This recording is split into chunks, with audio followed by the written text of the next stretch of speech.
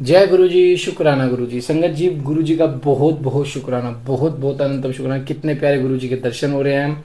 और संगत जी, गुरु चरण चरण स्वरूप आज मंगलवार है, पंचमुखी हनुमान जी के।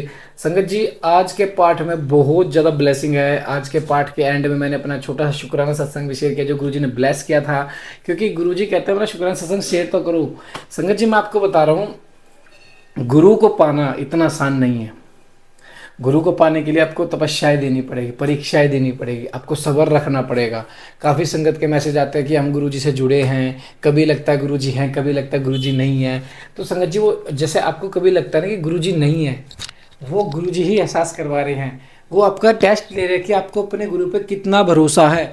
सब कुछ खोने के बाद भी अगर आपके मन से आवाज़ आए ना कि गुरु जी संभाल लेंगे, तो समझो आपने गुरु को पा लिया। और आप फिर कभी पीछे मुड़ के नहीं देखने वाले, क्योंकि यही तो गुरु की परीक्षा होती है कि मेरे पे कितना विश्वास रखता है। या सिर्फ सुख लेने आया मेरे पास, क्या इसको गुरु से कोई मतलब ही नहीं है, सिर्फ सुख से मतलब है, सिर्फ पैसे मांगने हैं, सिर्फ इसको गाड़ियाँ चाहिए, इसको बंगले चाहिए, इसको घर चाहिए, इसको ये चीज़ चाहिए, वो चीज़ चाहिए, बेटों की हेल्थ चाहिए, बेटों की जॉब चाहिए, बेटों का रिश्ता करवा दे। लेकिन गुरु जी भी तो परीक्षा लेंगे ना। गुरु जी को भी तो कुछ चाहिए ना हमसे। गुरु जी को हम चाहिए, हमारा समर्पण चाहिए, हमारा प्यार चाहिए, हमारे भाव चाहिए। तो हम वो देने में क्यों संकोच करते हैं। हमारी सेवा चाहिए गुरु जी को, जो हम दे। संगत जी, गुरु जी को वक्त दो, गुरु जी तुम्हारा वक्त बदल देंगे। गुरु जी को प्यार दो, गुरु जी तुम्हें प्यार से भर देंगे। गुरु जी को आप गुरु जी से मांग लो, देखो गुरु जी आपको सब कुछ दे देंगे। तो पाठ में के एंड में जरूर सुनना संगत जी, मेरे पहला शुक्राना सत्संग पाठ को जरूर सुनना। जय गुरु जी, शुक्राना गुरु जी। ओम नमः शिवाय। शिव जी सदा साय। ओम नमः शिवाय। गुरु जी सदा साय। जय गुरु जी। जय गुरु जी। जलदान, जलाशय निर्माण, वृक्षारोपण, सत्य भाषण तथा तप की महिमा। संत कुमार जी कहते हैं, व्यास जी, जलदान सबसे श्रेष्ठ है। वह सब दानों में सदा उत्तम है, क्योंकि जल सभी सब जीव समुदाय को तृप्त करने वाला जीवन कहा गया है। इसलिए बड़े स्नेह के साथ अनिवार्य रूप से प्रपादन पोशाला चलाकर दूसरों को पानी पिलाने का प्रबंध करना चाहिए। जलाशय का निर्माण इस लोक और परलोक में महान आनंद की प्राप्ति कराने वाला होता है। यह सत्य है, सत्य है, इसमें संशय नहीं है। इसलिए मनुष्य को चाहिए कि वह कुआं, बावड़ी और तालाब बनवाए। कुएं में जब पानी निकल आता है, तब वह पापी पुरुष के पाप कर्म का आधा भाग हर लेता है तथा सत्कर्म को लगे हुए मनुष्य के सदा समस्त पापों को हर लेता है। जिसके खुदवाए हुए जलाशय में गौ, ब्राह्मण तथा साधु पुरुष सदा पानी पीते हैं, वह अपने सारे वंश का उद्धार कर देता है। जिसके जलाशय में गर्मी के मौसम में भी अनिवार्य रूप से पानी टिका रहता है, वह कभी दुर्गम एवं विषम संकट को नहीं प्राप्त होता। जिसके पोखरे में केवल वर्षा ऋतु में जल ठहरता है, उसे प्रतिदिन अग्निहोत्र करने का फल मिलता है, ऐसा ब्रह्मा जी का कथन है। जिसके तड़ाग में शरत काल तक जल ठहरता है, उसे सहस्र गोदान का फल मिलता है, इसमें संशय नहीं है। जिसके तालाब में हेमंत और शिशिर ऋतु तक पानी मौजूद रहता है, वह बहुत ऐसी स्वर्ण मुद्राओं की दक्षिणा से युक्त यज्ञ का फल पाता है। जिसके सरोवर में वसंत और ग्रीष्म काल तक पानी बना रहता है, उसे अतिरात्र अश्वमेघ यज्ञों का फल मिलता है, ऐसा मनीषी महात्माओं का कथन है। मुनिवर व्यास जीवों को तृप्ति प्रदान कराने वाला जलाशय के उत्तम फल का वर्णन किया गया है। अब वृक्ष लगाने में जो गुण है, उनका वर्णन सुनो। जो वीरान एवं दुर्गम स्थानों में वृक्ष लगाता है, वह अपनी बीती तथा आने वाली संपूर्ण पीढ़ियों को तार देता है। इसलिए वृक्ष अवश्य लगाना चाहिए। ये वृक्ष लगाने के पुत्र होते हैं, इसमें संशय नहीं है। वृक्ष लगाने वाला पुरुष परलोक में जाने पर अक्षय लोकों को पाता है। पोखरा खुदाने वाला, वृक्ष लगाने वाला तथा यज्ञ कराने वाला जो द्विज है वह, तथा दूसरे दूसरे सत्यवादी पुरुष वे स्वर्ग से कभी नीचे नहीं गिरते। सत्य ही परम ब्रह्म है, सत्य ही परम तप है, सत्य ही श्रेष्ठ यज्ञ है और सत्य ही उत्कृष्ट साधन ज्ञान है। सोए हुए पुरुषों में सत्य ही जागता है, सत्य ही परम पद है। सत्य से ही पृथ्वी टिकी है और सत्य में सब कुछ प्रतिष्ठित है। तप, यज्ञ, पुण्य, देवता, ऋषि और पितरों का पूजन, जल और विद्या, ये सब सत्य पर ही अवलंबित है। इसका आधार सत्य ही है। सत्य ही यज्ञ, तप, दान, मंत्र, सरस्वती देवी तथा ब्रह्मचर्य है। ओंकार भी सत्य रूप ही है। सत्य से ही वायु चलती है, सत्य से ही सूर्य तपता है, सत्य से ही आग जलाती है और सत्य से ही स्वर्ग टिका हुआ है। लोक में संपूर्ण वेदों का पालन तथा संपूर्ण तीर्थों का स्नान केवल सत्य से सुलभ हो जाता है। सत्य से सब कुछ प्राप्त होता है, इसमें संशय नहीं है। एक सहस्त्र अश्वमेघ और लाखों यज्ञ एक और तराजू पर रखे जाएं और दूसरी ओर सत्य हो, तो सत्य का ही पलड़ा भारी होता है। देवता, पितर, मनुष्य, नाग, राक्षस, चराचर प्राणियों सहित समस्त लोग सत्य से ही प्रसन्न होते हैं। सत्य को परम धर्म कहा गया है, सत्य को ही परम पद बताया गया है, सत्य को ही परब्रह्म परमात्मा कहते हैं। इसलिए सदा सत्य बोलना चाहिए। सत्य प्राण मुनि अत्यंत दुष्कर तप करके स्वर्ग को प्राप्त हुए हैं। इसमें सत्य धर्म में अनुरक्त रहने वाले सिद्ध पुरुष भी सत्य से ही स्वर्ग के निवासी हुए हैं। अतः सदा सत्य बोलना चाहिए। सत्य से बढ़कर दूसरा कोई धर्म नहीं है। सत्य रूपी तीर्थ अगाध विशाल सिद्ध एवं पवित्र जलाशय है। इसमें योग युक्त होकर मन के द्वारा स्नान करना चाहिए। सत्य को परम पद कहा गया है। जो मनुष्य अपने लिए, दूसरों के लिए तथा अपने बेटे के लिए भी झूठ नहीं बोलते, वे ही सरोगामी होते हैं। वेद, यज्ञ तथा मंत्र ये ब्राह्मणों में सदा निवास करते हैं, परंतु असत्यवादी ब्राह्मणों में इनकी प्रतीति नहीं होती है। अतः सदा सत्य बोलना चाहिए। तदंतर आप तप की बड़ी भारी महिमा बताते हुए संत कुमार जी ने कहा कि मुने, संसार में ऐसा कोई सुख नहीं है जो तपस्या के बिना सुलभ होता है। तप से ही सारा सुख मिलता है।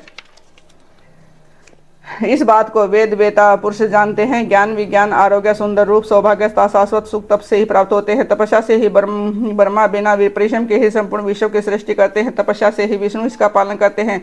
तपस्या के बल से ही रुद्रदेव संहार करते हैं। तप के प्रभाव से शेष अशेष भूमंडल को धारण करते हैं।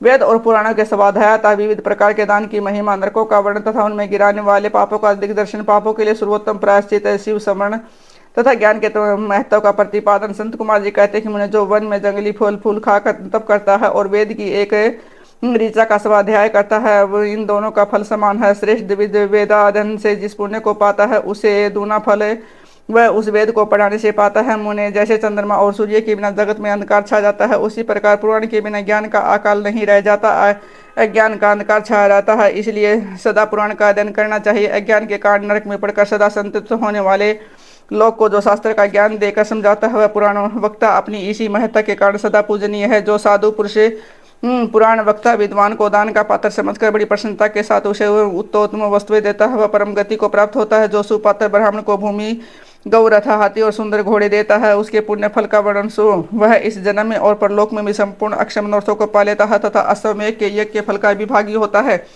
मुनीश्वर, जो पुरुष भगवान शिव की कथा सुनाता है, वह कर्मों के विशाल वन को जलाकर संसार से तर जाता है। जो 2 घड़ी, 1 घड़ी तथा 1 अक्षण विभक्ति भाव से भगवान शिव की कथा सुनते हैं, उनकी कभी दुर्गति नहीं होती। मुने, संपूर्ण दानों तथा संपूर्ण युगों में जो पुण्य होता है वही फल शिव पुराण सुनने से अविचल रूप में प्राप्त हो जाता है। व्यास जी, विशेषतः कलयुग में पुराण श्रवण के सिवा मनुष्य के लिए दूसरा कोई श्रेष्ठ धर्म नहीं है, वही उनके लिए मोक्ष एवं ध्यान रूपी फल देने वाला बताया गया है। शिव पुराण का श्रवण और शिव नाम का कीर्तन मनुष्य के लिए कल्प वृक्ष का रमणीय फल है, इसमें संशय नहीं है। यज्ञदान, तप और तीर्थ सेवन से जो फल मिलता है उसी को मनुष्य पुराणों के श्रवण मात्र से पा लेता है। प्रतिदिन सुपात्र लोगों को बड़े बड़े दान देने चाहिए। वे दान दाता के उद्धारक होते हैं। विप्र, श्रवण दान, गोदान और भूमि दान ये पवित्र दान है जो दाता को तो तारते ही हैं, लेने वाले को भी उद्धार कर देते हैं। स्वर्ण दान, गोदान और पृथ्वी दान, इन श्रेष्ठ दानों को करके मनुष्य ऐसा पापों से मुक्त हो जाता है। तुला दान की बड़ी प्रशंसा की गई है। गौ और पृथ्वी के दान विश्व पर समान शक्ति वाले हैं, परंतु सरस्वती का दान इन सबसे अधिक उत्तम है। नित्य दूही जाने वाली गाय, छाता, वस्त्र, जूता, अन्न और जल ये सब वस्तुएं याचकों को देनी चाहिए। ब्राह्मणों को तथा पीड़ित याचकों को जो संकल्प पूर्वक धन आदि वस्तुओं का दान किया जाता है उससे दाता मनस्वी होता है। लोक में जो अत्यंत अभीष्ट और प्रिय है वह यदि घर में हो तो अक्षय बनाने की इच्छा वाले पुरुष को गुणवान पुरुष को दान करना चाहिए। तुला पुरुष का दान सब दानों में उत्तम है। जो अपने लिए कल्याण चाहे उसे तराजू पर बैठना और अपने शरीर से तोली गई वस्तु का दान करना चाहिए। दिन में, रात में, दोनों संध्याओं के समय, दोपहर में, आधी रात के समय तथा भूत, वर्तमान और भविष्य तीनों कालों में मन, वाणी और शरीर द्वारा किए गए सारे पापों को तुला पुरुष का दान दूर कर देता है। इसके बाद ब्रह्मांड दान का महात्म्य ब्रह्मांड का वर्णन करके संत कुमार जी ने कहा कि मुनिवरों में श्रेष्ठ व्यास, पाताल लोक से ऊपर जो नरक है उनका वर्णन मुझसे सुनो। पापी पुरुष उन्हीं में यातनाएं भोगते हैं। रौरव, शुक्र, रोध, ताल, विवसन या विषन, महाजवाल, तप्त, कुंभ, लवन, विलोहित, पीब बहाने वाली, बैतरनी, कृमि या कृमि से कृमि भोजन, कृष्ण, असी, पत्तर वन, दारुण, लाभाक्ष, पूव है, पाप, वही, जवाल, अध, सिरा, संधस, कालसूत्र, तमस, अभिचि, रोदन, सब भोजन, अप्रतिष्ठित, महारौरव और सालमली इत्यादि बहुत से दुखदायक नरक हैं, वहाँ हैं। व्यास जी, उनमें जो पाप कर्म परायण पुरुष पकाए जाते हैं उनका कर्म से वर्णन करता हूँ, सावधान होकर सुनो। जो मनुष्य ब्राह्मणों, देवताओं तथा गौओं के लिए हितकर कार्यों के सिवा अन्य किसी कार्य के लिए झूठी गवाही देता है अथवा जो सदा झूठ बोलता है वह रौरव नरक में जाता है। जो भ्रूण की हत्या और सुवर्ण की चोरी करने वाला, गाय को कटघरे में बंद करने वाला, विश्वघाती, शराबी, ब्रह्म हत्यारा, दूसरों के द्रव्य का अपहरण करने वाला तथा इन सब का संगी है, वह मरने पर तप्त कुंभ नामक नरक में जाता है। गुरु के वध से भी इसी नरक की प्राप्ति होती है। बहन, माता, गौता, पुत्री का वध करने से भी तप्त कुंभ में ही गिरना पड़ता है। साध्वी स्त्री को बेचने वाला, अधिक ब्याज लेने वाला, केस विक्रय करने वाला तथा अपने भक्त को त्यागने वाला, ये सब पापी तप्त लोह नामक नरक में पकाए जाते हैं। जो नराधम गुरुजनों का अपमान करने वाला तथा उनके प्रति दुर्वचन बोलने वाला है, जो वेद की निंदा करने वाला, वेद बेचने वाला तथा अज्ञ में स्त्री से संभोग करने वाला वे सब के सब लवण नामक नरक में जाते हैं। चोर भी लोहित नामक नरक में गिरता है। मर्यादा को दूषित करने वाले पुरुष की भी ऐसी ही गति होती है। जो पुरुष देवता ब्राह्मण और पितृगण से द्वेष करने वाले हैं तथा जो रति को दूषित करता है और कर्म भक्ष नामक नरक में पड़ता है। जो दूषित एक दूसरों को हानि पहुंचाने के लिए अभिचारिक प्रयोग हिंसा प्रदान तामस यज्ञ करता है वह कर्मेश नामक नरक में पड़ता है। जो नराधम पितृगण देवगण अतिथियों को छोड़कर बलि वैश्व देव के द्वारा देवता आदि का भाग उन्हें अर्पण किए बिना ही भोजन कर लेता है वह उग्र लाला भक्ष नरक में गिरता है। जो शस्त्र समूह का निर्माण करता है वह भी उसी में जाता है। जो द्विज अत्यंत से सेवा लेता है, असत दान ग्रहण करता है, यज्ञ के अन्य अधिकारियों से यज्ञ कराता है और अभक्ष्य भक्षण करता है वे ये सब के सब रुधिरोध नामक नरक में गिरते हैं। जो सोमरस को बेचने वाले हैं उनकी भी यही गति होती है। यज्ञ और ग्राम को नष्ट करने वाला घोर वैतरणी नदी में पड़ता है। जो नई जवानी से मत वाले हो, धर्म की मर्यादा को तोड़ते हैं, अपवित्र आचार विचार से रहते हैं और छल कपट से जीविका चलाते हैं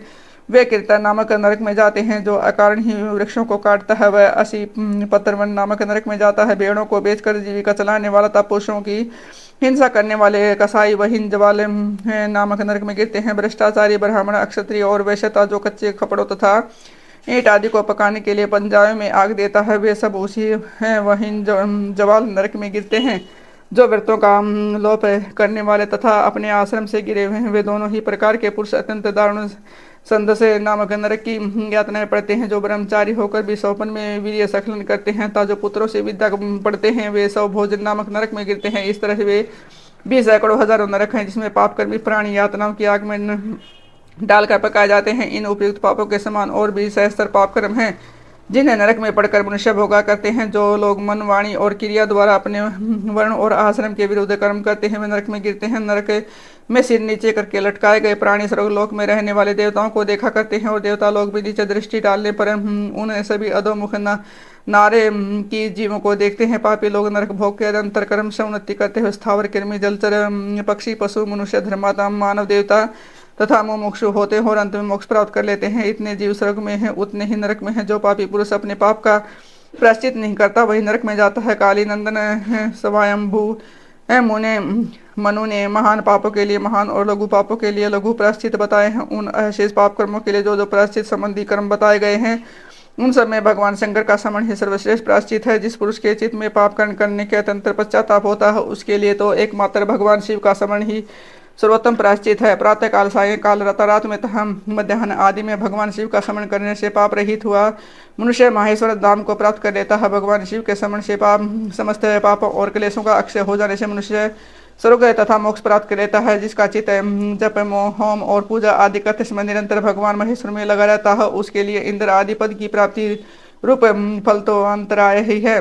मुने जो पुरुष भक्ति भाव से दिन रात भगवान शिव का स्मरण करता है उसके सारे पातक नष्ट हो जाते हैं इसलिए वह कभी नरक में नहीं पड़ता। नरक और स्वर्ग ये पाप और पुण्य के ही दो दूसरे नाम हैं। इनमें से एक तो दुख देने वाला दूसरा सुख देने वाला है। जब एक ही वस्तु की कभी प्रति प्रदान करने वाली होती कभी दुख देने वाली बन जाती है तब यह निश्चय होता है कि कोई भी पदार्थ न हो तो दुखमय हो नहीं सुखमय ही। यह सुख दुख तो मन के ही विकार हैं। ज्ञान ही परब्रह्म और ज्ञान ही तात्विक बोध का कारण है। यह सारा चराचर विश्व ज्ञानमय ही है। उस परम विज्ञान से भिन्न दूसरी कोई वस्तु नहीं है। मृत्यु काल निकट। जय गुरु जी, शुक्राना गुरु जी, संगत जी, गुरु जी का अनंत शुक्राना, लख लख बार शुक्राना, अर्चिन का शुक्राना, सांस का शुक्राना। संगत जी, गुरु जी कहते हैं कि आप अपने लिए सेवा कर रहे हो। आप जैसे सत्संग की प्लेलिस्ट आती है कि उसमें दिखाया जाता है कि गुरुद्वारे में एक झूठे बर्तन मांज रहा होता है कि वो झूठे बर्तन नहीं मांज रहा, वो उसमें अपने मरम कर्म के जो मन के मैल है ना वो साफ कर रहा है। तो संगत जी, सेवा आप कोई भी कर सकते हो। मैं आपको बताऊं, आप ये सोचते हो कि सेवा वो नहीं, आप जो सत्संग सुनते हो आप उसे शेयर कर दो ताकि किसी का कल्याण हो सके, वो भी सेवा है। अगर आपको पता है आपके रिलेटिव में कोई गुरुजी ऐसी यातना से भोग रहा है जिसे गुरुजी की बहुत आवश्यकता है, आप उसे गुरुजी से जोड़े, ये सबसे बड़ी सेवा है। आप गुरुजी किसी को बड़े मंदिर लेके जा रहे हो अपने साथ, उससे बड़ी सेवा कोई नहीं है। क्योंकि वो बंदा जिंदगी भर एहसानमंद रहेगा आपका कि जिसने, क्योंकि आपने उसे गुरु मिलाया है। और गुरु को पाना इतना आसान नहीं होता, इतना सोच का विचार नहीं होता कि गुरु को पाना इतना आसान होता। गुरु के दिखाए हुए रास्ते पर चल के तो देखो, मुझे पता ना मैं कैसी यातनाएं झेल रहा हूँ, मैं कैसे कैसे दिन देख रहा हूँ, क्योंकि गुरु ने कहा है परीक्षा तो होगी। परीक्षा तो होगी, नींबू की तरह निचोड़े जाओगे, नींबू की तरह। तो घबराना नहीं है, क्योंकि गुरु साथ में है, परीक्षा को गुरु ही पास कराएंगे। संगत जी, मेरे इतने कष्ट गुरु जी सपने में काटते हैं, उसके लिए बहुत बहुत शुक्राना। जैसे कि मैं आपको बताना चाहूँगा, मेरा एक बहुत प्यारा शुक्राना सत्संग है गुरु जी के चरणों में, आज मैं शेयर करने जा रहा हूँ। संगत जी, बहुत ज़्यादा प्यारा शुक्राना सत्संग है, बहुत प्यारा शुक्राना सत्संग शेयर करने जा रहा हूँ। शायद मैंने पहले भी किया हो, लेकिन मैं करने जा रहा हूँ। जैसे मेरा छोटा बेटा होने वाला था ना, गौरव, हमने उसका नाम गौरव रखा है गुरु जी के आशीर्वाद से, क्योंकि गुरु जी के चरणों में हमने 2 नाम रखे थे, जय और गौरव। तो उसका गौरव, गुरु जी ने बार बार गौरव डिसाइड किया, तो हमने गौरव रख दिया। तो संगत जी, जैसे ये 30 जनवरी को हुआ था, 30 जनवरी को हुआ था, तो मुझे 27, 28 या 26 तारीख को मुझे सपने में ड्रीम आया, जैसे मेरी वाइफ का सी सेक्शन का वो हो रहा है, सर्जरी, और मैं हॉस्पिटल में लड़ रहा हूँ कि तुमने 2 मिनट भी वेट नहीं किया, तुमने सीधा ऑपरेशन कर दिया, मेरे बच्चे पे खतरा आ गया, मेरी वाइफ पे खतरा आ गया। तो ऐसे गंदे तरीके से लड़ रहा हूँ हॉस्पिटल में। और फिर मैंने गुरु जी से सुबह उठ के अरदास की, शुक्राना गुरु पा कि आपने ये कष्ट सपने में ही काट दिया। और संगत जी, उसके बाद नॉर्मल डिलीवरी हुई। इसके लिए बहुत बहुत शुक्राना मेरे गुरुपा। माँ बच्चा दोनों इतने स्वस्थ हुए हैं, और एक ही दिन में हम घर भी आ गए, और अच्छे से हमने वेलकम किया, गुरु जी का प्यारा सा सत्संग किया, जो कि हम हर 7 तारीख को गुरु जी का सत्संग करते हैं, लंगर सेवा करते हैं। कोई भी रेगुलर जुड़ सकता है हमसे, हमारे साथ रेगुलर अपना कॉन्ट्रीब्यूशन सेवा कर सकता है। संगत जी देखो, मैं बताता हूँ कि ज़रूरी नहीं है कि हम कुछ भी सोचे वो ठीक हो, हमारे लिए जो ठीक होगा गुरु अपने आप करेंगे। और गुरु के रास्ते, दिखाए हुए रास्ते पे चलना इतना आसान नहीं है, मैं आपको फिर बता रहा हूँ, क्योंकि जिसने गुरु को पा लिया ना, उसने सब कुछ पा लिया। गुरु से गुरु को मानो, गुरु से ऐशो आराम की चीज़ें मत मांगो कि आप मुझे ये दो, मुझे वो दो। गुरु से गुरु को मानो कि मैं आपका वो बंदा बनूंगा जिसे आप ये कह सको, ये देख, ये मेरी संगत है, आज इसके पास कुछ भी नहीं, लेकिन इसका फिर भी भरोसा कौन है? गुरु जी। सब कुछ खोने के बाद भी अगर आपका भरोसा गुरु जी है ना, तो समझ लो आपने गुरु जी को पा लिया।